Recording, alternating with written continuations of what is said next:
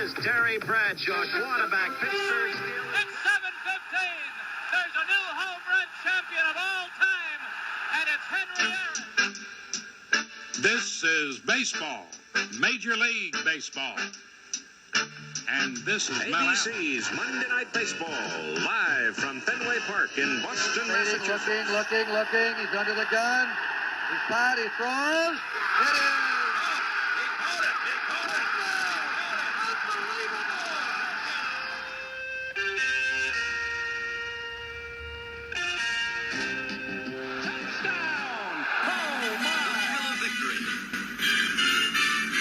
The agony of defeat. Frazier! Down goes Frazier! Down goes Frazier!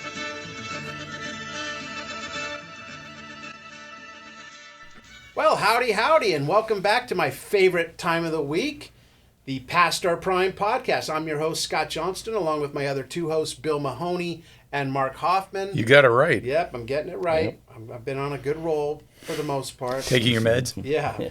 This is the June 24th, 1974 issue with Hale Irwin on the cover. At the time, he was a kind of a 29-year-old.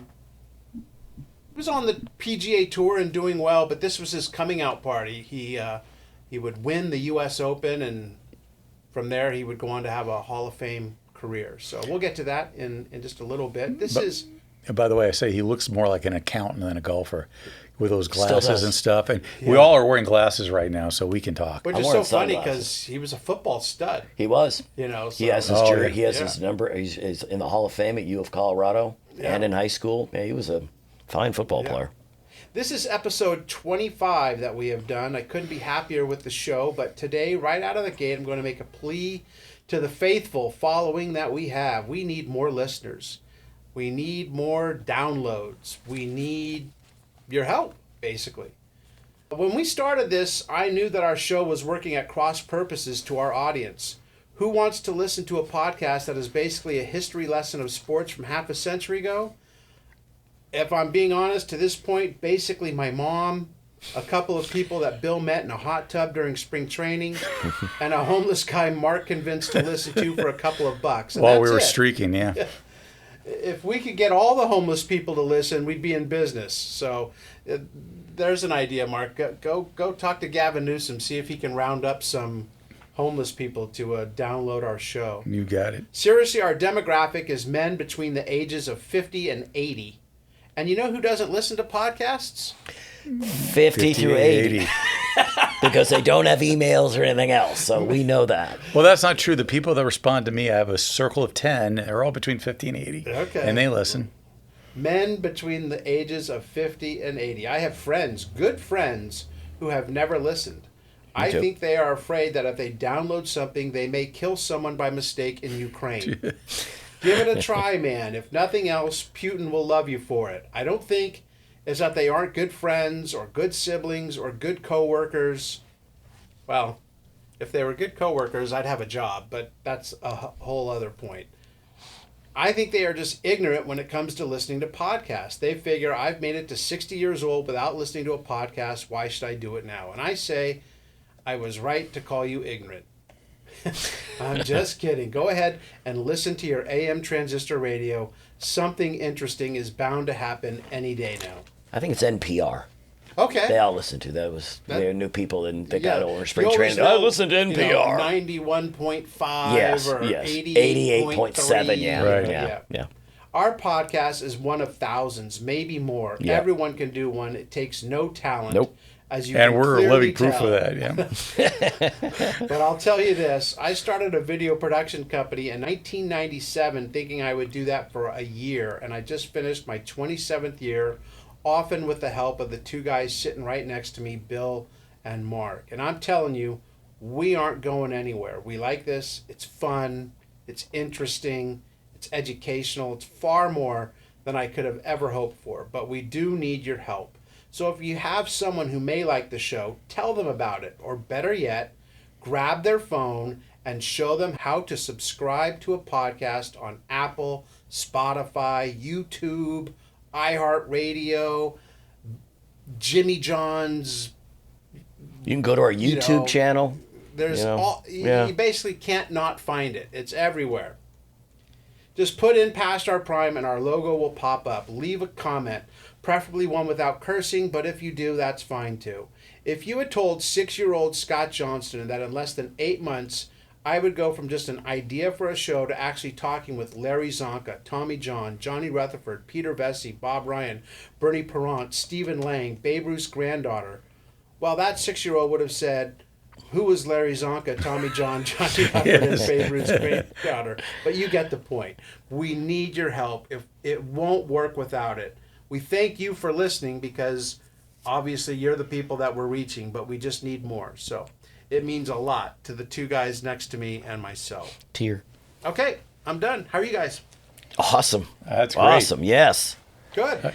Good. I'm just saying, in this show, we don't sit and focus on stats the whole time. So if you're thinking all we're doing is talking about, numbers, Yeah. we're actually talking about just like we're talking to a guy. I'll tell happen you to what. be an athlete. So I said, 6-year-old, but when I was 16 or even 26 and big into sports, and you had told me we're going to talk to Johnny Rutherford, I would have been like, oh, okay, great, Yeah. because I don't care about Indy 500. Yeah. Right. And then you get a little wisdom Yeah. and a little perspective, and you talk to him, and you're like, it just opens your world up to a guy who had great highs, and it really is the wide world of sports, the human drama, right? The thrill of victory, the agony of defeat, all that stuff, and we get that on almost a weekly basis, and it's really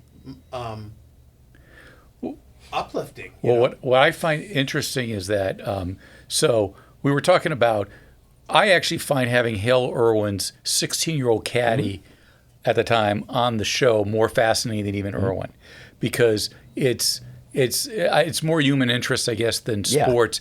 But that's how you appeal to a broad audience. Sure. And so I find that fascinating. In fact, I was to my broker this morning, said, "Oh, you're taking a podcast today. Who are you doing?" And I explained to him, it's Hale Irwin's caddie. Was 16 at the time. He's like, "Where do you find stories like this?" Yeah. So so I Digging. think. Yeah, you just dig. You dig. Right. You read about Hale Irwin. Yeah. And He doesn't get back to you after a while. We've been trying like Yep. heck to get Hale, Yep. and didn't have any luck. And but you're reading about Hale with the idea that he might get back to you. And I came across this kid, and I'm like, that doesn't sound right, and oftentimes it is, and then you go down that road, and it's just great. So That's what we talked about when we talked about Jenny Foley, another one. Yeah. There's for me, an amazing story. One of my favorite episodes. This is just a little girl, 11 years old, just wants to play baseball, writes the president of the United States and gets it done. It's these type stories that I look at. Man, these are better than the actual athlete in a lot of ways. I want you to know, in trying to forward this podcast, I did get a text from someone that said, "Hi, are you available for coffee this morning?" And I'm like, I don't recognize the number. I don't know who the person is. I go, wrong person. They go, "Oh, it's like Louise, Carolyn. Don't you remember me?" And I'm like, damn it, it's a spam. But you know what? Sure, I do. And will you please listen to the Past Your Pie podcast? nice. So any spam or bot that wants to text me, I'm promoting That's this. actually a good idea. I'll do that because I get all those all the time. Yeah. We want the bots. Yeah. Yes. Yeah. Mark, let's get going by getting another ad that doesn't pay us anything. That's right. And That's right. well, and again, I might have done this in an earlier one, but I just love it. It's an ad for the Datsun, how it saves you gas. Luxury. Yeah, and it's, the Datsun 260Z, and people go, what's Datsun? Who's Datsun or whatever? And that's Nissan now. So for all But you those people, were amazing cars. Yeah. Those looks of those 280Zs and 260Zs, they were the best. Well, Man, I love that car. most of the cars we talk about from 1974 look the like B210s, boxes. that's right. Yeah, they Yeah, look. the Pacer. This one actually looks pretty cool. Yeah. This one looks like something I would drive. Someone actually knew how to design a car then. Exactly. Scorecard. Now, this is a restaurant I used to go to in San Clemente. It just was a good restaurant. It was called Sambo's. Yep. Yeah. Now, I know there was a lot of Based people off that the thought it was a wrong name to have. Yep. But if you look deeper into the name, Sambo's was just a name put together because the two guys that own the company, Sam Battistone Sr. and Newell Bohart, that's how they came up with Sambo's. But people were up in arms over the name, and so they got rid of the name. It's now Chad's Cafe. The last Sambo's was in Santa Barbara. It's now Chad's Cafe. Really? But the owner was really impressive. One of the owners, I think it was Battistone. Yeah. He owned a slice of the Hawaii Club and the World Team Tennis, Right. big pieces of pro track, the NBA team in New Orleans, and flourishing sports camps. He actually owned the New Orleans Jazz until he sold them and they went to Utah. Right. So it's a very impressive in terms of if you get past the fact that it was basically the story of Little Black Sambo, and that's what people were upset about. But I just know, and mind you, I don't know if it makes me a bad guy. I enjoyed the restaurant. They had great pancakes there. So I remember going there as a It kid. does. It makes you a very bad guy. Yes, very bad guy. I ate there all the time I hate as a to kid. say it, but you're obviously a racist. Yes. There was a Sambo's in Santa Monica. There Yes. were Sambo's all over the place. And it was Palm also Springs. one of the Sambos in Lakeland, Florida, was used in the movie Edward Scissorhands. Really? Yeah, it's a part they go into a restaurant and it's got all the sort of the multicolored walls. That was an old Sambo's restaurant. The problem wasn't the name, because you say they named him after the two founders. Yes. It was they took pictures from that Little and plastered the all little over black the Sambo. walls That's and true. stuff like that. And maybe you could get away with that in the 60s, but not now. You know, you're right, Mark, 'cause I think I remember at the Sambo's, I think it was in San They had 'em Clemente, all had over the wall. The marquee, was it, that was Right. on the big thing. Right. And I never thought anything of it. I just thought it was good food. But I can see how nowadays, how it's looked at. But yeah, so if Right, you're in and they- Santa Barbara, you can go to Chad's Cafe at least. In the book, I think there's something with the tiger, and the tiger chases its tail Yes. Right. and goes in a circle until it melts, or I forgot what happened. But anyway, yeah, it was the way they decorated the restaurants and used the Yes. book as opposed to saying, "Oh, it's just our names." They could have changed it to Bo Sam's. Exactly, that's what I thought, Bosoms. But yeah, they said the restaurant's original mascot was a dark-skinned South Indian boy. It eventually switched to a tiger mascot. But a lot of people were upset. There was a lot of petitions, a lot of people. Yeah. People And- find any reason to get upset Yes, about and anything. so they closed all the restaurants. Right. But the main one in Santa Barbara, the guy bought it, or the Battistone's grandson took over and just changed the name. Chad's Cafe Yep. in Santa Barbara. Yep. I'll head there. Mark, you got one? Yeah, it's just the better for the better half.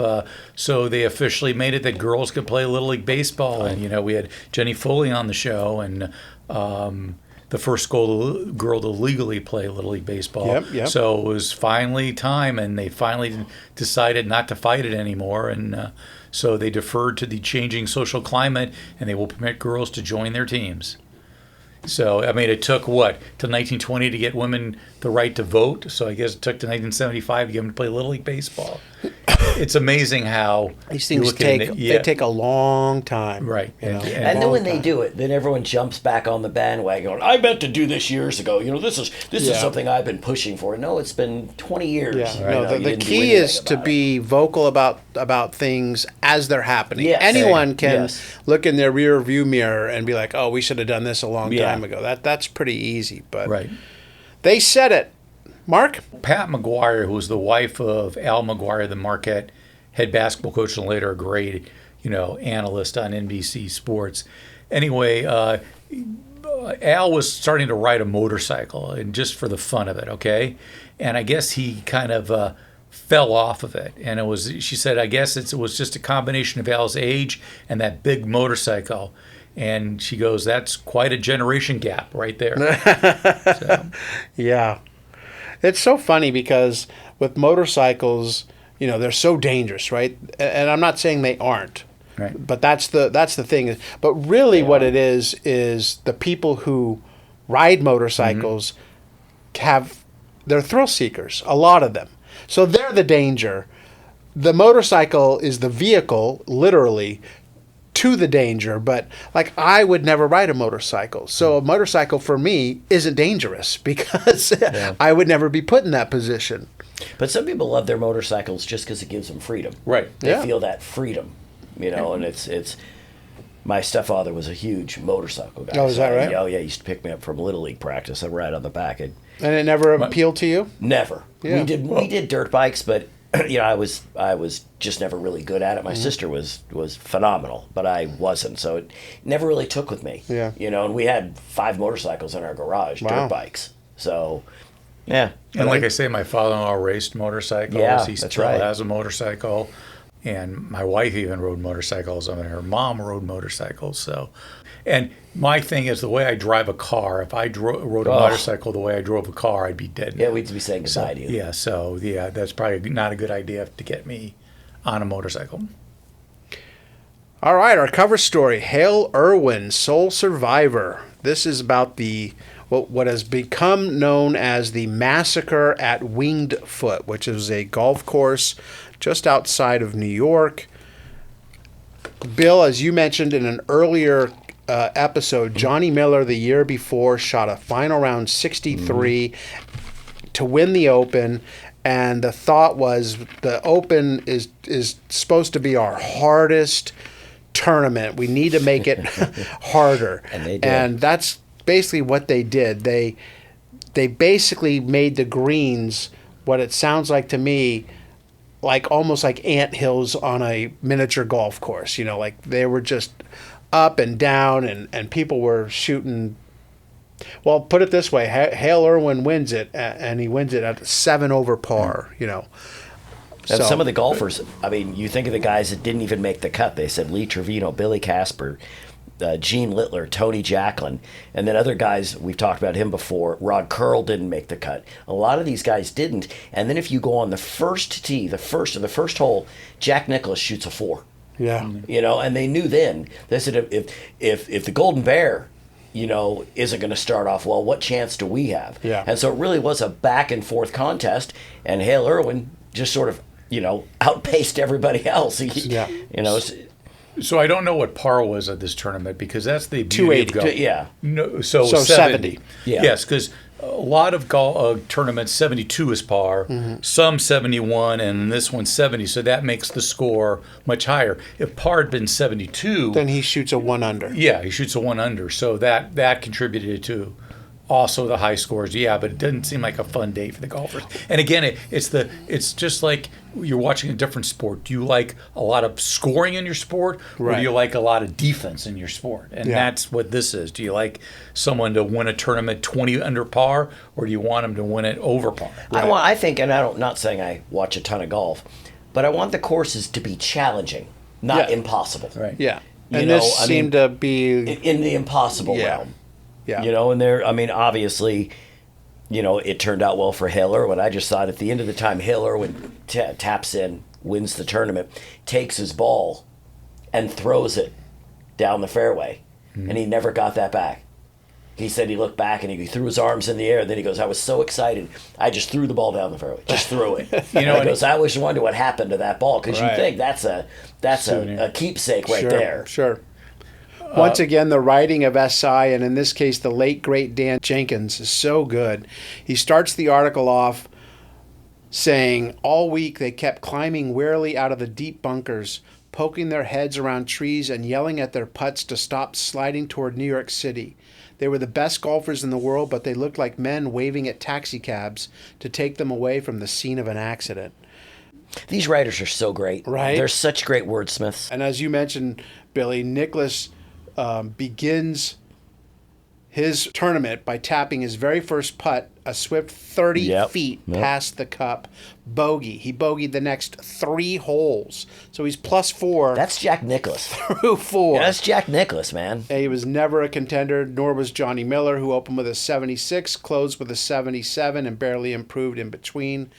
Come down to Sunday, Hale Irwin bogeys 2 of the final 4 holes, but just needed a par 18 to hang on, and that's what he did. He wins the 74 Open, and as SI wrote, Winged Foot came in a close second. So. I was listening to a podcast with Hale Irwin, and he talked about it.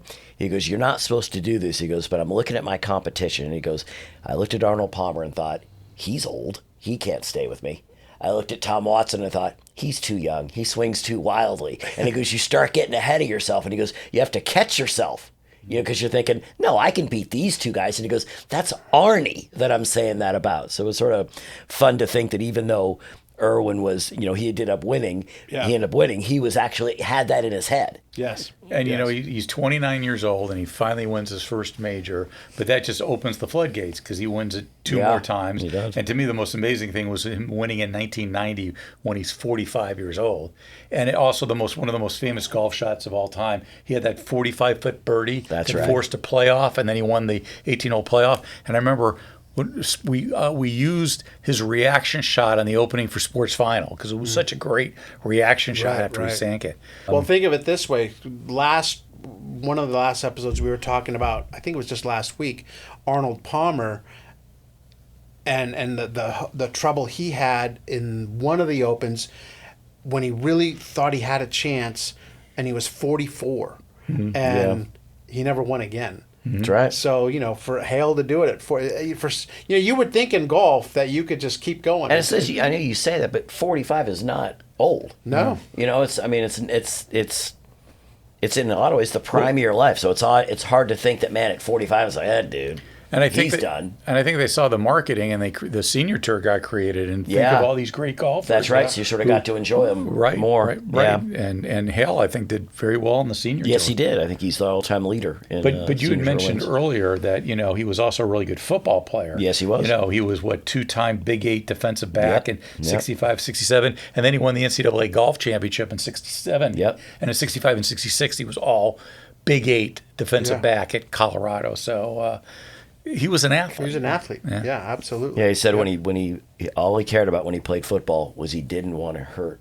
And he said after any game, I would always make sure that I didn't have an injury to my arms because I knew I needed to swing a golf club. So we always made sure not to get injured because he didn't want that to happen. And in football, you can't guarantee when you're going to get injured. Yeah, You know. yeah. Now, you would think that with such a tough course, Hale might need a seasoned caddy, someone who had seen it all. He would never bring a kid in. So No, we know that that wouldn't make any sense. wouldn't happen. No. No way. Nope. Let me introduce you to Peter McGarey, who grew up a few minutes from Winged Foot, and despite now living 50 years ago in Arizona, he wrote to the club president and volunteered to be on the bag for whomever they assigned him. They said, sure, come on out, and teamed him up with Hale Irwin. Here's the little catch. Peter McGarey was 16 years old. Now, 50 years later, from that incredible week so long ago, he joins us on the Past Our Prime podcast. Peter, we're not talking any tournament. We're talking the U.S. Open. Did you know how big of a situation you had gotten yourself into? I'll tell you, in '72, I caddied for an amateur in the ladies' U.S. Open, and she came in 5th place. Her name is escaping Booth, maybe. She turned out to be quite a amateur leader in women's golf and stuff. But yes, the gravity of the U.S. Open, is something that I didn't maybe understand fully at the time, But as I said, the story is 50 years old and it still has legs. My brother Robbie will tell me that I was not the youngest caddy in the U.S. Open. The one in the amateur, the little kid that caddied for the kid in At Brookline. 1916 maybe or something like that. Yeah, up in Boston. Yeah. Louis Ouimet. That's right. Yeah. That's right. Well, And- we don't go back to the 1910s. No. They didn't even have a Yeah. Sports Illustrated yet. So as far as we're concerned, you can tell Robbie he's wrong. I have to explain that to him. Yeah. I read when you were assigned Hale Irwin, your first thought was, Hale who? Because he was not a household name in golf yet. He was on the tour and doing well, but this was really his coming out party. What in those 4 days helped change that? What was he like? Obviously earlier in the week, the Monday, Tuesday, Wednesday, he was, playing golf, practice golf with his friends and enjoying it. I think, there's part of a story that I came from Arizona wearing my hiking boots the first day that there. leaving little impressions on the greens. And that was, they said, can you change those tomorrow? So that was my first correction of the week. But he was I think he was very disciplined. I think he always has been his whole career. Right. And very nice. I think at one point I was carrying that big red and white Wilson bag, and replaced a divot, and the bag was standing up pretty well in the fairway, but it fell over before I got back to the divot. And he explained to me that probably shouldn't happen again. Make a little note. Okay, don't drop the bat. There was one other situation that I got a slight correction from him. We were I was waiting on his bag by the caddy shack, and my friends and Arnold Palmer was coming up on 9. And so I scooted up to the green, and I've got my jumpsuit on with the Hale Irwin label on the back, but I'm like laying, arms on my chin, watching him come up on the green, and I get yanked from behind, and it's Irwin. And I kind of looked at him like, it's Arnold Palmer. And that was an area that could not happen again. Wait on the bag for him, and no matter who comes up on 9 or 18. But that was pretty much it. It was a crazy week. Growing up there, I had moved to Scottsdale, and we wrote the caddy master, Gene Hayden. He's an old famous caddy master there, and the club president, and I was invited back to come. And Drew Hale Irwin, and so we started the week out, and it was crazy. Every golfer was there. The gods of golf were all at Wingfoot that week. Right. So what day did they go up to you and say, you've got Hale as that you're going to caddy for him? And do you know the process? Did they just pick your name out of a hat? Did they just look at you and say you're it? Pretty much it was a draw of some sort. I can't remember exactly how they did it, but it was a draw, and a blind draw. I don't think anyone got. And back then, in the 4 majors, you were not allowed to bring your tour caddies. So this was one of the last times that happened. I don't know whether it changed that year or another year, but the majors did not let you use your tour caddies. And a lot of golfers, I don't think, had permanent caddies and psychologists and stroke swing instructors and everything. So it was a different time. When I was 16 years old, I was a dishwasher at a restaurant. You're 16 years old, you're sitting at the U.S. Open. There's no intimidation. What's going through your mind when you're there? And by the way, I was working at a restaurant in Scottsdale as a dishwasher. Hey, welcome to the club. Yeah, I remember those days. Yeah, it was, it grew through the week. It was very exciting because not all my friends that were caddies drew caddy spots because, mine was a little unique. I wrote ahead of time. I wasn't the caddy that was, you always drew the best loops when you're caddying, when you showed up every day, in the summer, and you were there for an early morning round, and Gene would reward you with better loops based on that. And so I had caddied probably for 5 or 6 years at Wingfoot before we moved away. A lot of it was early on shagging balls at the range. If you've ever shagged balls, it's pretty interesting. You're out there, 150 to 180, whatever club they're hitting. Yeah, incoming. Yeah, 4. Yeah. So that was but yeah, so as the week progressed, uh, it was just amazing. Yeah, on Sunday afternoon, from tee to green, the entire day, it was multiple, the crowds were as deep as you've seen at golf tournaments, today. New York, loves golf, and they came out for that U.S. Open in droves, and it was pretty amazing. Does a 16-year-old make suggestions on clubs to a professional in the U.S. Open, and if so, did he listen to you, or what is your job? Well, number one is to carry the bag and don't get in his way. Uh-huh. Okay. My friends and I that were caddying, we did make a book with yardage, from tee to green, from tee to certain sprinkler markers, certain monuments. So we put together a book prior to the Open. We had diagrams of the green, and we would go out and get the pin locations everywhere.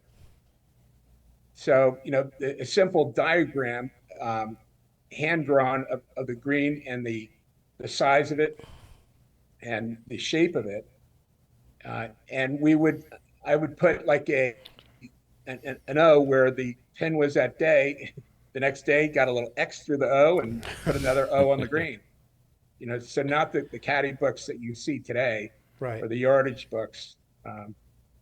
So yeah, it was a. Did I make suggestions to him in clubs? No, but my job was not to get in his way, Mm-hmm. And today, in any time in something like this, the margin of error is so small for him to come out on top. So was my not getting in his way a contribution to him winning it? Absolutely. I carried the bag, and I was there. I did what I was supposed to do. And we had a good relationship the whole week. Now, did you get a set fee for doing this? And did you get a bonus because he won the thing? There was no set fee. It's just like any other loop. The member would pay us a minimum and then a tip on top of a loop. And I was paid very nicely for him. His purse back then was like $34,000. Yeah. Today's U.S. Open will be $2.5 million next week, something like that. But still, in 1974, whatever that Yes. little tip was, went a long way, I would imagine. It went a really long way. My parents got divorced, and my mom was back in Arizona, just getting into real estate, starting to become very successful because she was, in the right place at the right time. And but that $1,500, we always took instructions by my grandfather on her side. 1/3 of anything we made went back to the household.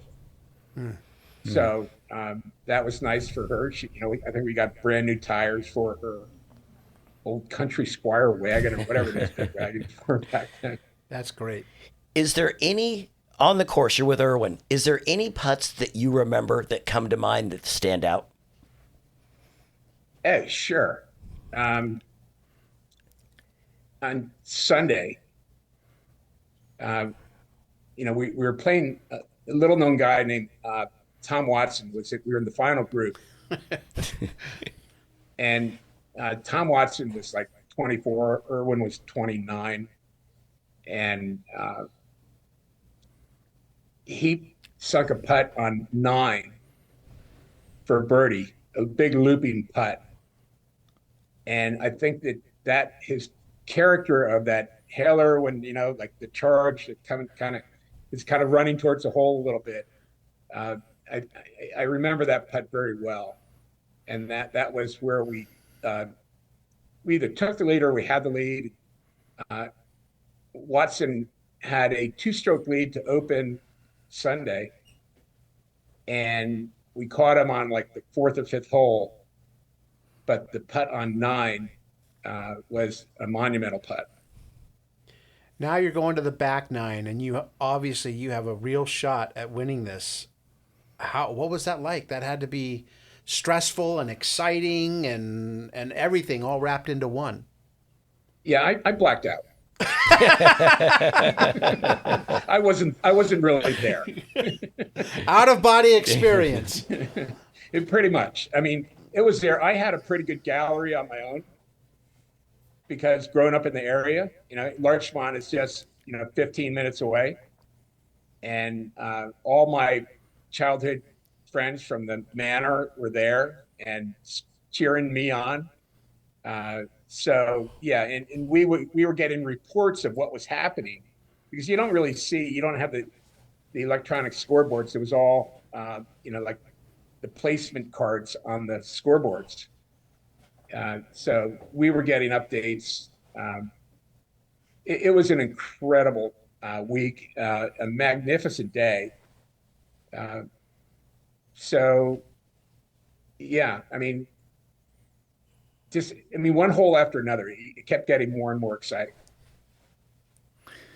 So 18 comes, he wins the tournament, he starts to celebrate. What was your reaction as that all was taking place? Well, you got to talk about 18 first, because we had on 17, we had a 2-shot lead. And he hit it in the left rough. And if you know the rough at Wingfoot, I mean, it's 6 inches, gnarly, and he hit a wood out of the rough. Didn't hit it very well. It got out of the rough, and it went, I'm going to say, maybe 125 short of the green, and hit a wedge in about 10 feet from the hole, sank the putt. So we have a 2-shot lead on the 18th tee. He gets out his driver, and it's the toughest hole in the course, number 1 handicap. He hits his driver to the right center, to the top of the hill, position A1. Pulls out a 2-iron, which is, that's a big club. That's the biggest club in your bag besides your woods. Right. Takes that and hits it over the top of the pin. It stops within 20 feet. Nestles a putt up there, like within a foot. And the Open is his. It's done. Ours. Yeah, ours. Yeah, for sure. yeah. Yeah, there's without a doubt. So at that point, he sent me a great little photo. Like last year, he was there cleaning out his closet. Yeah. Can you see that all right? Oh yeah. Yeah. Oh, that's Wow. awesome. Wow. So that is right after what you don't see, but it's in that Dick Schaap book, Massacre at Wingfoot, is right after that, Tom Watson. So the three of us are kind of like having a hug in that same thing. So it was really incredible. The day before, on Saturday, we were in the last group with Raymond Floyd. Mm-hmm. Another great one. Yeah, and but you had Palmer, Player, Miller. Miller had won the year before, right, with a 63 on Sunday, and that didn't really go well with the USGA. So they made Wingfoot a really tough setup for the golfers. We won at +7. I know. Yeah. It's crazy. Yeah. Whoa. And so they got revenge. And that's where that, if you've ever wanted to see a fun book that's 50 years old now, the Massacre at Wingfoot by Dick Schaap. Okay. Great little book. Minute by minute, he had reporters all over taking quotes all around the course all week.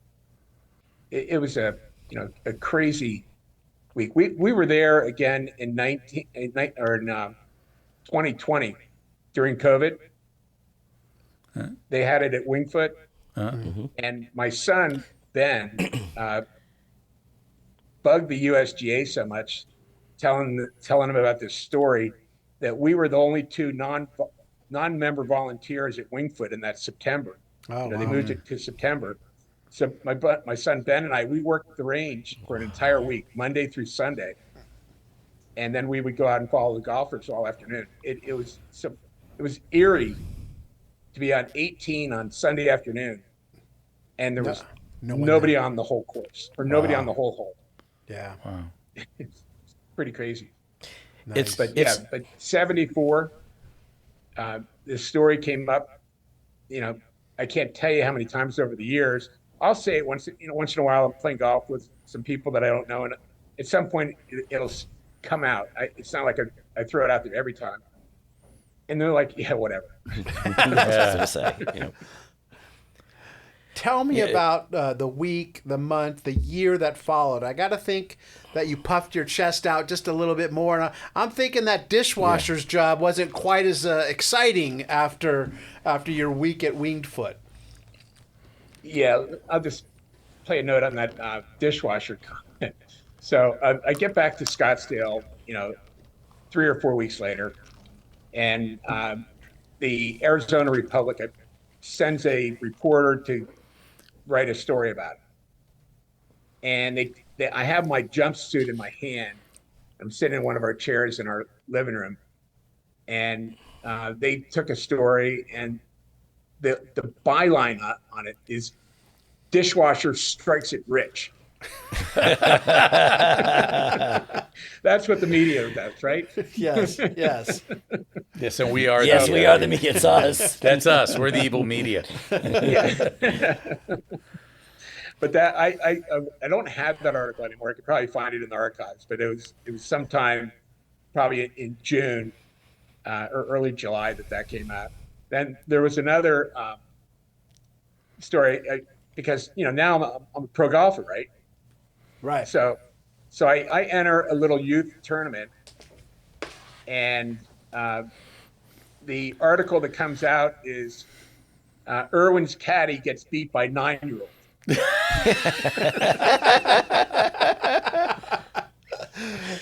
I mean, just really funny, stuff like that. But my friends in Arizona, they, all liked sports, and they were into the golf side of things. And so the story played out very well that summer. Yeah, I can imagine. Peter, you talked about it. People, when you hear that story, they're going to go, "Come on, you're pulling my leg." It's been 50 years. It should be a movie. Can you picture anybody now that could play you, and what advice would you give them? Well, it'd probably be Noonan, Michael O'Keefe. Oh, yeah. Caddyshack. Yeah.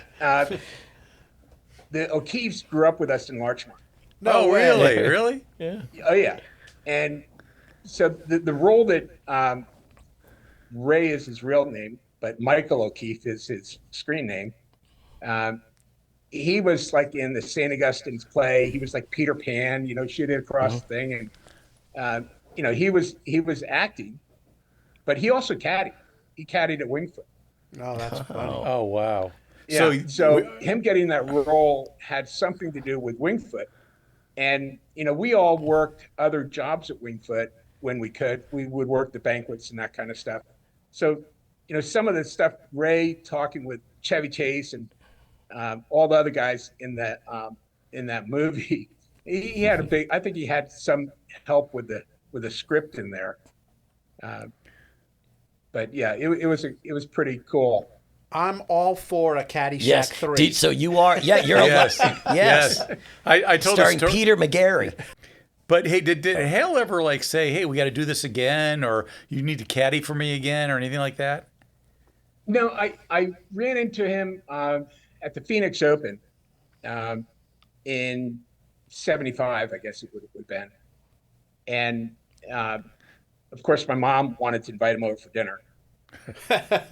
So that was and he's like, Peter, I'd really love to, but I'm playing golf.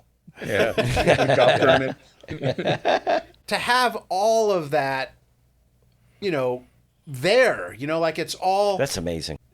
day by day and picture by picture. It's like you can relive it. Most of us have these just memories, and sometimes they don't really add up, but you've got pictures and words and quotes that allow you to go back to that incredible time. What a treasure. Yeah, it really is. I mean, it was an amazing experience. It's one that relived it when, my son got a lot of wings on the story when we went to got back to Wingfoot. We interviewed a few times. We had a Zoom interview with Hale Irwin during that week. That was really you can find that online. It was a great interview. But the two of us just chatting about it. He runs into my brother at the Phoenix Open. My brother is a big Thunderbird, and him and his buddies, Thunderbirds, they're the ones that gave the 16th hole its character. Oh, over really? the last 30, 40 years. Yeah. Wow. So we have some other strong ties to golf. My sister-in-law is Cynthia Di McGarey. She was Pete's niece, and she is the heir apparent pretty much of the Di design group. She builds golf courses all over the world with my brother and their kids. I mean, it's amazing. Well, you're actually like Hale Irwin's muse, because you're there for his very first major win. So you're the inspiration for, I guess, the takeoff of his career. Exactly. Because you were there at the beginning. Full credit. Yeah, I mean, I always say that margin of error, if I wasn't there, would he have won? The odds are probably no. Because if I did anything, I had him concentrate more. He had to really concentrate. Right. I got this 16-year-old kid. He's not going to help me, so I'm going to have to do this on my own. Right. But like I said, I stayed out of his way as far as not making mistakes. So. When you look back at that time, is there something you wish you could say to yourself now? If you could go back 50 years, what would you say to yourself? That guy on the course with Hale Irwin. Would I have liked to get into caddying and more as a profession? I probably could have. I was contacted by Evans Scholars, which is pretty big scholarship group for caddies. And they had a couple of schools that I really wasn't interested in. It was a much smaller thing at the time. And, but if I had done something, I could have done that Evans scholarship, probably could have got it with a little hard work. Yeah, I mean, love golf. My family loves golf. All of our kids love golf. We watch it on Sundays. So we're kind of a golf family. I didn't really. Irwin did it all on his own. His whole career, I could follow that. He had 3 U.S. Opens. He won on the PGA Tour over 20 times. He actually slammed the senior tour.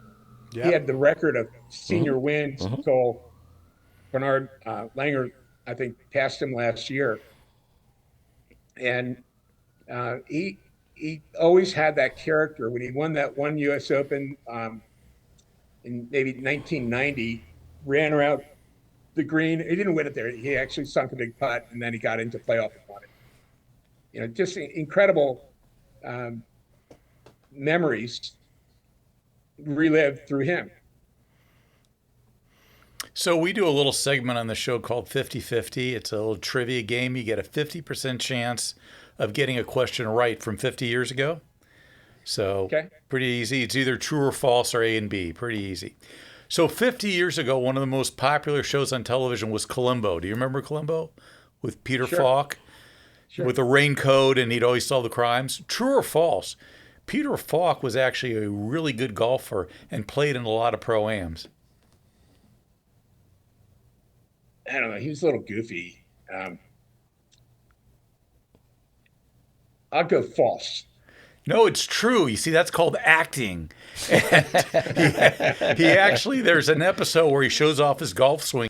And there's a story in that Sports Illustrated where he's golfing on a course and the sprinklers go off and get him all soaked. And he said, that's when I should have had my raincoat on. But I'll give you another chance to get a trivia question right. Bonus one here. Right. True or false? Hale Irwin was an all-college football player. But Absolutely. that is correct. Defensive back at the University of Colorado. Scott, tell him what he wins. That's called a gimme there, Peter. That was a 2-foot putt. Yeah, the that's other what one you didn't was have like to out of the putt. trap. And Scott, could you tell him what he wins, please? Yeah. Hey, Peter, for getting that one right, we'll say goodbye. All right. Hey, you guys, it was fun today. I like your idea. I hope it goes well for you. Peter, if you're you the can, best. One of the greatest stories I had never Yes. heard of until this week. Yeah. Peter McGarey couldn't have happened to a nicer kid, and 50 years later, a nicer young man. Thanks for joining us today on the Past Our Prime podcast. Thank you, Peter. Take care. Thank you, Thank you. Peter. Well, there you go. Another one of those. Just, you take this like stroll. Okay, Hale Irwin won the U.S. Open. They play the U.S. Open every year. Let's just see if there's anything about this that is a little bit different. And they don't get anything more different than that. A 16-year-old. Look, it'd be one thing to have a 23-year-old caddy or something like that. But a 16-year-old kid. He's a boy, just a kid. Like he said that one time, he's like, Hale Irwin comes and grabs him. Yep. He goes, it's Arnold Palmer. Exactly, because that's what we would have Right? done. I know you're Hale Irwin, but that's Arnie's Army coming up the hill, I mean, he was in awe because, like he mentioned, Ray Floyd, Jack Nicklaus, Lee Trevino. I mean, he's basically at a Hall of Fame convention of golfers and right in the middle of it. And on Sunday, he's victorious. What a great story. I thought it was fascinating that the PGA had a rule that you couldn't bring your own caddy to a Yeah, major. yeah. That's just weird. Makes no sense. Crazy. I always liked it, and mind you, it reminded me of Caddyshack because he kept saying the bag was big and he couldn't carry it, which is what it said in the article. And it was a red and white bag, which was exactly the color of Rodney Dangerfield's bag in Caddyshack. So I just pictured him, the clubs flying. Right. Let's I dance. wonder when they Maybe were the shoot- radio comes out of the radio bag. comes out and think, okay. Great. Wonderful story. Thank you, Peter McGarey. All right, let's move on. Beware the dudes in the red hats. Quite a battle in the mid to late 70s. Great time in baseball, NL man. West came down to the Reds and the Dodgers. Yeah. Both powerhouses, both with just all-stars. You look back at like a picture of the all-star team from these years.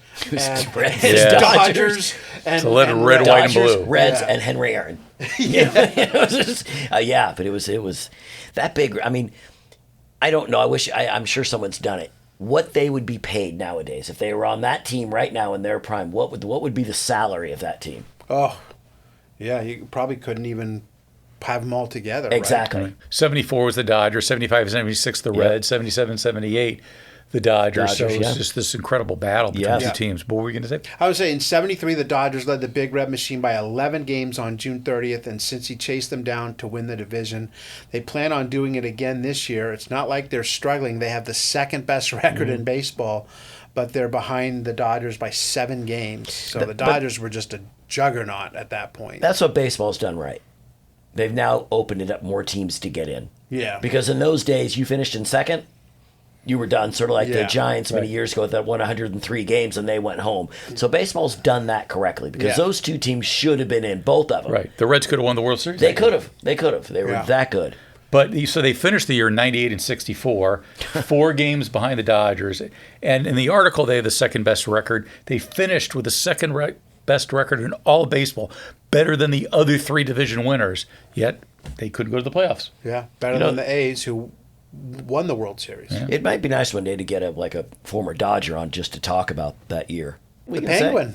Yeah, Ron Say's going to join us. We can talk to him about that year. Yeah. So that's what I'm saying. But going back to your beginning thing about the show, the guys we're talking to lived it and were amazing players in that day. This is a show you should be watching or listening to, at least for these type guys we book. Yeah. Sorry. I just had to Looking get that forward in. to the Penguin. The Reds are led by their manager, Sparky Anderson, and he was a timid man, but not when he was young. His manner is eminently affable, and his hair is beautifully white. but he used to lose his mind when he was a younger guy. My first year playing organized basketball, I got kicked out of 16 games. Dang. He says, driving down court, I let one guy go right at his peak going in for the layup, and then I hit him in the small of the back. I knocked him through 2 glass doors. I thought I'd killed him. I used to be crazy. It took me till my 30s to grow up. I was ousted from my first job managing, and in my second job, I could see that the kids I had didn't know anything. I could see that I couldn't help them if I was wild. And so he basically did a little self-reflection and was like, I can't be a leader of young men if I'm losing my mind all the time. I loved Sparky Anderson. I know he was the manager of the Reds, and I was a Dodger guy. He always just came. I mean, I had some arguments with the umps, but I always thought just came off like a great guy. He always seemed just, just that nice white hair, and he had that really good smile, too. Yeah. So I just, I loved him, even when he was with Detroit. Yeah, he was actually a ball boy for Rod Dato at USC. Wow. And he wasn't a very good baseball player. No. But he was a great baseball manager, and he had that white hair when he was in his 40s. But, he's one of the – I'm trying to think of how many managers have won a World Series in both the American League and the National League. And he did it in both. Right. Yeah. La Russa. Yeah. And Sparky just seems like a fun name, though. Yeah. When you think of Sparky, it's like Skip. The other thing that I find so funny is like you look at Sparky Anderson from 1974, and I could be wrong, but he's like 46 years old. Right. Yeah. He looks like he's 80. 80. He always did. So he never aged. He always had that that white hair. I don't know if it was his whole career, but I've never seen a picture of him when he had, anything but the white hair. Not saying I've looked. Yeah, so the Reds and the Dodgers, just a great rivalry during that time. And it was good because the Reds were in the NL West. We all know how West the Cincinnati. So were the Braves. So were the Braves and Houston. Houston, exactly. You love those West Coast teams. Foreign invasion as hundreds of alien athletes compete for U.S. colleges with marked success. Some of the natives grow restless. It's an article about scholarships going to athletes from outside the country and thus far not to Americans. A runner from Cal named Brad Duffy lost in his qualifying heat to some foreign runners, and many thought that wasn't right. I could look at it selfishly, Duffy says, and say that the foreigners should be kept out of NCAA competition. It would help me. I'd have a lot less talented guys to run against, but it would keep them from coming to this country and benefiting from our institutions. If I'm allowed to compete, they should be too. So more than 70 were competing at this year's NCAA championships. They're incredibly easy to recruit. They basically would write a letter to some guy in Kenya, let's say, and say, hey, want to come to America and run on a scholarship? Yes. They didn't have to wine and dine them. No. They just came out and jumped aboard. Yeah. Well, it's interesting. Jerry Bean, who was the coach of Western Kentucky, said that, if I was UCLA, I could recruit whoever I wanted. I had to go get transatlantic help. I had to go outside of the United States to get people to come to Western Kentucky. On the other hand, Jim Bush, famous track coach at UCLA, which was dominant back then, he only had one foreign player on his team. And he said other coaches just want to get a championship, so they'll get the best athletes they can. I want to teach these kids. Right. So, so for whatever reason, he thought it was better to just coach internally, which is not the case anymore. Well, I think Mel Brote, I think he probably needs to go back and get a lesson, because he had said that he was the president of the U.S. Track and Field Coaches Association.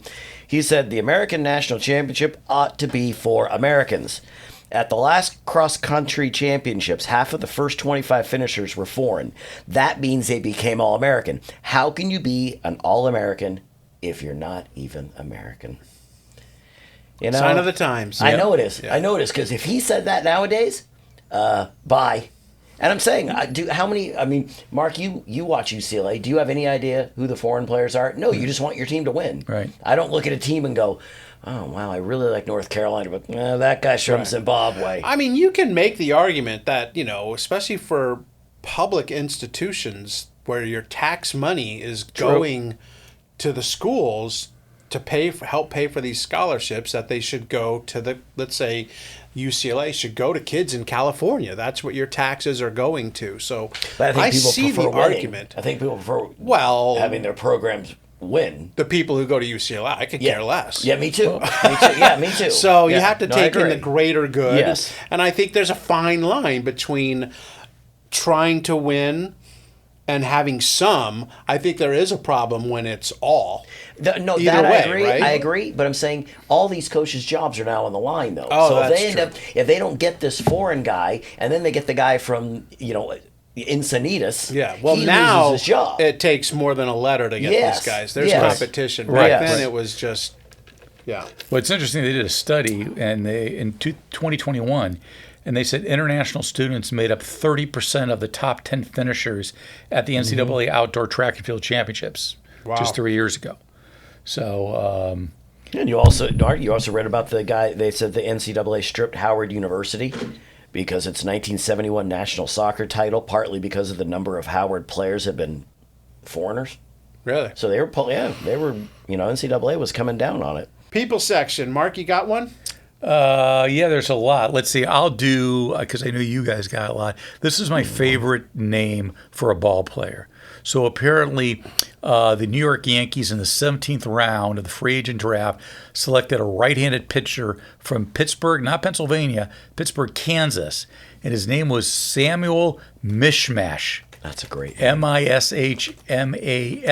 Mishmash. The scout, Clyde Klutz. I swear to God. Clyde Klutz. That right away tells you. Klutzy. He said of the selection, that's indicative of our organization, which I guess didn't say much about the Yankees in 1974. They were going through some lean times then. I like the Klutzy. It's a good name. Billy, you got one? Yeah, I just want to ask, how many people have ever been part of a team's fan club? Anybody? A's, Tigers, Angels? Never. No, I was never. But John Lowenstein of the Orioles at the Cleveland Indians, he wanted no part of a fan club. No. He wanted an apathy club. yes. He said the people that start fan clubs do it for a publicity gimmick, and he doesn't care. Scott, what else did he say? He said, I've turned out about a half dozen fan clubs because it's just a big hassle. But he says he received a lot of response to the idea of the Lowenstein Apathy Club. Most of the people want to join. The Apathy Club could have a day for me when I'm benched or injured or not in the lineup. Or it could be a day when we're not playing. Cheering is bad for a player, Lowenstein says. It gives a false sense of importance, and booing indicates that a fan cares about you. His ideas are already taking hold. Lowenstein came to bat in a recent game with 2 runners on after striking out in his 3 previous appearances. It was very quiet, he said, and some fan yelled, "Apathy! Apathy! Go for 4!" I had to step out and laugh. He was a character. He is. I'll never forget, he had one of those things. I don't know if I think he crashed into a wall one day, and he's being taken off the field on a stretcher. And the fans are like going, "Oh my God, did this guy, die or whatever?" And he's being carted off. And then right as he gets to the dugout, he just raises up and waves to everybody. And they're like, Lowenstein rises from the dead. So he was crazy. I hated him. Yeah. Why? He played on the Orioles, and he hit a key home run against the Angels in the 79 playoffs. The Angels hadn't made the playoffs ever. And his home run over the left field wall was just... You haven't gotten over it? Oh, I have, but when I see the names, the pain, it doesn't make a difference where you are. If you love a sports team, you can go your whole life. If a certain player either loses a game for you or a guy on another team wins the game for against the team you love, you don't forget that. No. You don't. Mark knew Pat Underwear the other day. Yeah, that's Pat right. Underwood. That's right. Him too. I'm going to get the Underwoods on you. Him too. Mark, you got another one? Yeah, I got a couple of just real quick ones. One is, I love the way they say it, the best streaker in the Cardinals organization. Because remember, this is the year of the streak. Is one Ray Bear, B-A-R-E, which is a great name in the year of the streaker. Yep. But he's not a streaker for taking his clothes off. He was a pitcher in the minor leagues for their Tulsa affiliate, and he opened the season with 6 straight wins. So he was on a hot streak, not a nude streak. I remember. But I remember Ray Bear so well because he pitched for the Tigers. Obviously. And he actually snapped the Tigers' 19-game losing streak in 1975. Barely. So just a year Well, you're after not that. beating the Tigers 20 in a row. You're not. You're not. They had a 19-game winning streak, and he tossed losing streak. the losing streak, right? And he threw it was a 1-hitter or a 2-hitter to beat Bill. What team did he beat? Probably the Angels. You got it. To They beat all the do. Angels. Odd place for a hurricane, namely Omaha and the College World Series, where a team that had never made it past the tournament's preliminaries fought to the final out. This is about college baseball and how Miami was in the finals for the first time ever and lost to Rod Dadow's USC Trojans. Nothing to be ashamed of. Right. Dado. He was close to like the Wooden of college baseball. You know, he was a legend at USC. They would end up beating the Canes to win their 5th straight NCAA championship. But I was shocked. You know, obviously these programs have to have a starting point to where they become good. And for the Hurricanes, this was it. Because they said they hadn't won a title in anything. It said there'd been a couple of national titles in sports the NCAA does not control, women's golf and polo. But when you think of the Miami Hurricanes now, I think their football dominance back in the day. Right. And they've obviously, done well in other sports, but at this time they had done nothing. No, it was the beginning of their time as a powerhouse. Right. Yeah. The program has been one of college baseball's elite World Series teams, 25 College World Series appearances, 4 national titles, and advancing to the NCAA regionals a record 44 consecutive years. So they really did take off from that point on. As for the majors, one tidbit I have, California manager Bobby Winkles, not for much longer, I think he was fired shortly after this, Like they all get. threatened to remove Nolan Ryan after 12 innings against Boston. Ryan was aghast, but I haven't broken my record yet. Record, Winkles said. What record? Most pitches in a game, said Ryan. In his pursuit of this questionable distinction, Ryan was permitted another inning. He fell 6 short of his own mark of 241, but did establish a club high of 19 strikeouts, 2 below the major league record for extra inning games. Yeah, you think they were built differently? Yeah, well, the next one I have about Jim Rooker. He was taken out of the game. He was pissed. Taken out of the game in which he led San Diego 8-1. Then he watched the team Padres come back and win 9-8. Came in and said, I want out. I just think I deserve the right to win or lose the game myself. Him and Nolan Ryan cut from different mold nowadays. Yeah. What was the guy? When there's a guy wasn't it Kirby on the Mariners last year? George Kirby? Yeah, and he had come out and he said, he was going out for the 6th inning, gave up a bunch of runs and said, I was done after 5. I can't believe he didn't take me out. Got a lot of heat, back on that. Oh, really? Yeah, it was last year. Look that up. He had thrown 91 pitches. Yes. Back then, pitchers like Milt Wilcox would get cortisone shots. They wouldn't go. You look at that, I can't pitch anymore. But I'm saying they pitched till their arm, right? Not literally, but fell off. Yeah. But again, they weren't making the money they're making. That's true too, Mark. That's true too. My one thing in the baseball thing, because again, I go back to my Tigers. In Detroit, the fans lustily cheered ex-manager Billy Martin on his return with the Texas Rangers, despite Martin's pregame blast at his former bosses. He called Tigers GM Jim Campbell. He out and out lied to me. He said about right fielder Jim Northrup, I want to put stitches in his big mouth. And Coach Dick Trzaskowski called him a Benedict Arnold. So no hard feelings. No. Billy was not one to hold a grudge. No. I would have loved to have. I mean, I obviously was too young. I would have loved to have met him. Yeah. I wish I was. My dad was doing, and I told this again. I know I've told this story, but my dad was on a business trip or something. He was at the airport, and Billy Martin was there, and he was waiting for his mom, who was still alive. God knows how old. And they struck up a conversation, and they talked for a long time because, like I said, my dad was a schmoozer, could talk with anyone. I wish I'd been there just to hear. Some of my earliest baseball years were the A's in 80 and 81 when he came there and started what was called Billy Ball. Mm-hmm. And that was a really fun time to be an A's fan. Right. So. Sweet as the old sugar, let me introduce you to the one and only Sugar Ray Leonard, who had just turned 18 years old. Mm-hmm. A record 309 entrants at the Amateur Athletics Union Tournament, and nobody was more impressive than Leonard. As many as 118 bouts per day over 4 days, but all eyes on 139-pound Ray Leonard. He beat his first opponent right around the same time his high school class was graduating back in Maryland. SI writes he is such a finely balanced boxer, combining crackling power with silken, flashy moves that even the promoter of the tournament, Colonel Ace, could not be accused of spreading it on too thick when he said, at this stage of development, Leonard has to be one of the finest talents, if not the finest, to come along since the original Sugar Ray. So He was a stud As a from kid, the moment he took up boxing at 13. So Yeah. only been doing it for 5 years, and then would just knock everybody out. Yeah. I watched his Olympic fight because I thought that'd be interesting to go back. Boy, he just was pounding the guy. And I just thought... Yeah, his speed, they said, Oh, was breathtaking. He could throw 6 punches in like 5 seconds. And he said he would be hitting them, and they were going down. He was so quick. Yeah. You know? But then they also mentioned, they mentioned Aaron Pryor as well, just as sort of in an afterthought. Right. Aaron Pryor was quite a great fighter himself. Yes, You know, yes. the late Aaron Pryor. But yeah, he's listed in the article as Ray Charles Leonard, which is Right. like That's interesting. right. Not Sugar Ray. That's right. But I mean, Sugar Ray had power too. I mean, I remember that fight against Hagler.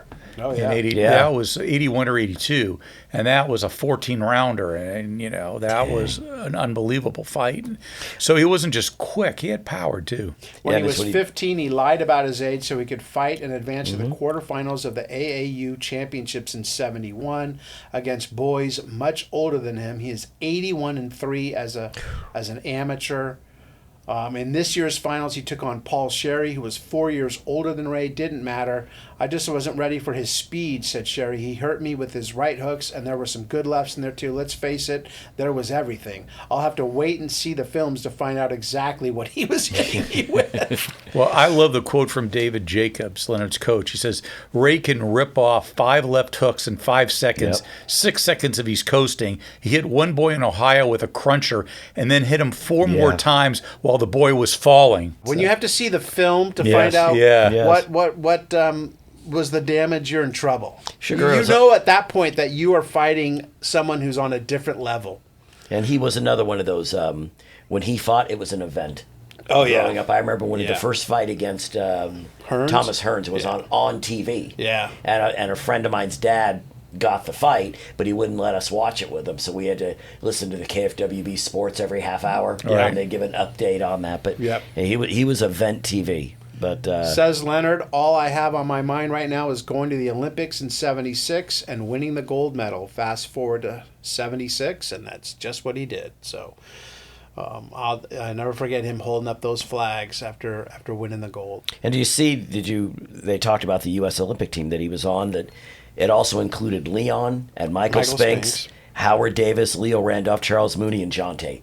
Yeah. That they said it's the greatest Boxing team. boxing team ever. And Yeah. think of that now. I mean, you know, we're 2 months away from this year's Summer Olympics. Yeah. I couldn't tell you a guy. one. Yeah. Right? That's sad. It is. It really is It sad. is. That was the stepping stone for a lot of professional boxers back in the day. And the weird thing is Sugar Ray ended up, and you remember Scott, he came out to spring training.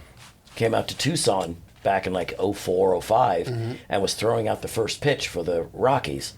And the cameraman Tom and I got to sit in a mobile home with him for 45 minutes. Really? Yeah, just talking about fights. And his one eye Retina? drooped a little Yeah, bit, yeah. but he went over them all. He was Yeah. just the nicest guy, you know? Yeah, he was an Yep, all-timer. still is. So young and so untender. Great article by our friend Curry Kirkpatrick, who will be joining us again next month when we That's right. talk about Jimmy Connors and Chris Everett both winning Wimbledon back in 74. This one is about an 18-year-old by the name of Bjorn Borg, who is showing that he will be a force in the tennis world for the next decade. How young is he? A reporter asked him about an Italian player who beat him, saying, "He's a young guy, isn't he?" To which Borg replied matter-of-factly, "No, he's 23." So he was just a kid. Borg says everyone makes a big deal about his age, but he says, I'm always around 24, 25-year-old guys, so I think of myself as 25. And he certainly plays like a tour veteran. He is stoic, to say the least. That was part of his, you always remembered, he was playing Connors and Nastasi and McEnroe, and they're flipping out on one side, and nothing could rattle this guy. He was just... He never looked different. He was just a human backboard. The expression on his face never changed. And great hair. Oh my God, that was good didn't hair. Didn't he? He had really good hair. And a lot of this is before he used to have the headband That's on. right. Would go That's around right. that. That's what I remember him. Yeah. He is stoic, to say the least. His doubles partner was asked if he ever displayed temperament in his youth. He replied, "You mean when he was 6? When he was 17, the Swedish star made $60,000 on the tour, an enormous amount for that time. He bought his parents a second home and a small local grocery store because they had always wanted to run their own business. That's always, these athletes, what a great thing to be able to provide. Your mom and dad have worked their whole life, with and a you dream. just come in and just go, nope, you're done working, this is your store. Right. He had a rival in town when he was around 10 years old named Leif Johansson, who would go on to become a pro as well, and the two did not like each other one bit. Neither did the families. On the Swedish Cup Davis team, Borg says of Johnson, he's a snob and talks foolishness and is sick in the head. Did you look past that? We'll go deeper into that. Leif Johansson was supposed to be the new star in Sweden. Right. Here's Leif Johnson's career record, professional. 13 and 17, no titles. Bjorn Borg, 654 and 140. I think they picked the wrong guy. Yeah. Yeah, but you're right. Him and Johansson did not get along. Yeah, They didn't like each other. Johansson is a footnote in our podcast, and Borg Yes. is a Hall of Famer. Yeah. At 17, he signed to play on the WC Tour, and he lost the first 2 times he played. Uh-oh, not good. Was he in over his head? The next month, he beat Arthur Ashe and Roscoe Tanner in London en route to winning his first pro tournament. Followed that up with a tournament win in Brazil over Ashe in the finals, and away he went. He was 9-9 against the 7 best players in the world. And remember, at this time, he was only 17. Mm-hmm. So he would go on to become the number 1 player in the world for years and years. I think he won Wimbledon 5 times in a row. Did. Just one of the all-time greats.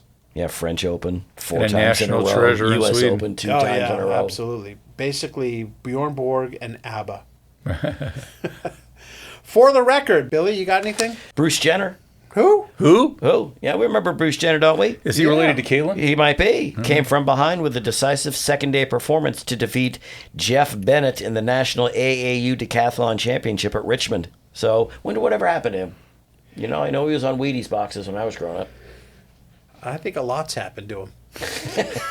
About as much as you that could. would be the operative word. Yes. Operative, yeah. Exactly. I mean, this guy was literally, he was huge. He was. Bruce He was Jenner on all the was huge. superstar shows. He was in TV. Yeah. Yeah, he was. And then the Kardashians, and then, of course, now Yes, Caitlin. Caitlin. Jenner. Yeah. Granted to Seattle and Denver franchises in the NHL to expand the league. Now, we know Denver was the Colorado Rockies, I believe. And then where did they move? They went to move to Atlanta. To become the Atlanta Thrashers. Yes. Right. But I don't remember Seattle getting it. And now we know the Kraken, and we know the Colorado Yes. Avalanche. But these 2 expansion teams had nothing to do. And I wonder what happened because they still have the Thunderbirds. That was the big team before the Kraken that's in Seattle. And I always thought, when I read that, I thought, I've never heard one bit about them. You would have thought that Correct, they'd been yeah. like, we're righting a wrong from Yes. 50 years Yes, ago. they've or never something. mentioned it. No. Never Kraken mentioned it. has got to be my favorite sports name of anything because you can't confuse it with any other team. No. Tommy Lasorda had this great thing. Well, if you talk about a Cardinal, are you talking about the Vatican or Color. or something or the color and stuff? But but when you say Dodger, people know you're only talking about one thing, baseball. But you mentioned Kraken, man. Yes. Yes. I can't think of anything else. Yeah. No. Release the Kraken. Sounds like Raptor.